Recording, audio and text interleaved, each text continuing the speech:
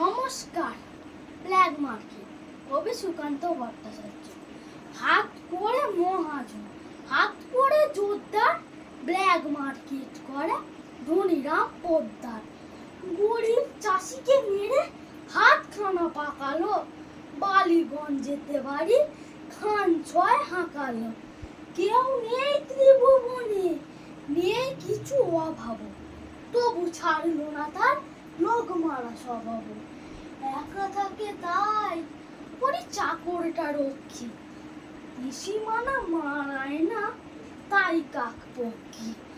বিশ্বে কাউকে রাম কাছে পেতে চান না, হরি বাজার করে সেই করে রান্না। এমনি করেই বেশ কেটে যাচ্ছিল কাল, হঠাৎ হিসেবে রাম দেখলেন গোলমাল।